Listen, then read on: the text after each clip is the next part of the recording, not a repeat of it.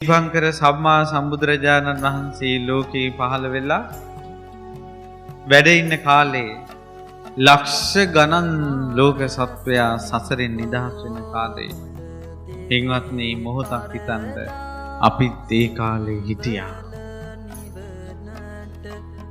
අපිත් ඒ කාලේ හිටියා. කෝටි ප්‍රකෝටි ගානක් සසරෙන් නිදහස් වෙද්දී මීට අසංකේය කල්ප ලක්ෂ 4කුත් ලක්ෂයකට කලින් අපි සසරේ දැන්වත් නිදි මරාගෙන බනහන්ට ඒ බුදුරජාණන් වහන්සේගේ සම්බුද්ධත්වයට සාදුකාර දෙදී බනහන්ට පින්වත්නි ගැලවිල්ලකට මෙච්චරයි තියෙන්නේ. සිත පහදවා ගන්නට ඒ පෙරම් පුරපු බුදුරජාණන් වහන්සේගේ අසිරිමත් ගුණ කඳට මම දැක්කා පින්වත්නි එක තැනක තථාගතයන් වහන්සේ ගැන තියෙනවා සාරිපුත්ත මහරහතන් වහන්සේ දේශනා කරලා යම් කිසි කෙනෙක් තථාගත අරහත් සම්මා සම්බුදුරජාණන් වහන්සේට පහදිනවද සිත පහන් කරගන්නවද ඇඟිලි එකතු කරලා වන්දනා කරගන්නවද ගෞරව කරනවද එයම නිවනට බීජයක් වෙනවා.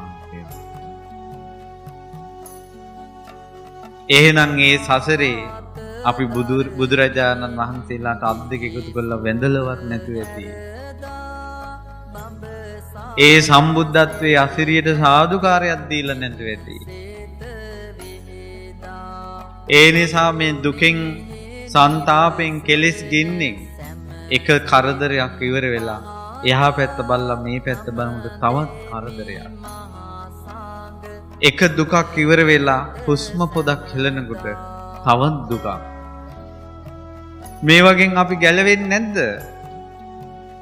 රාග ගින්නෙන් මේක ඇතුළ පුච්චල දානවා.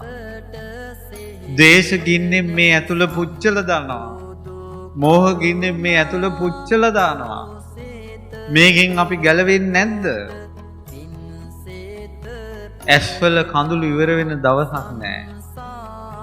පපුව පිච්චෙලා මේක උණු වෙන්නේ නැතුව තියෙන්නේ පුදුමයකට. එවැනි ගින්දරක් මේ හදවතට දැනෙනවා. මේකෙන් අපි නිදහස් වෙන්නේ නැද්ද?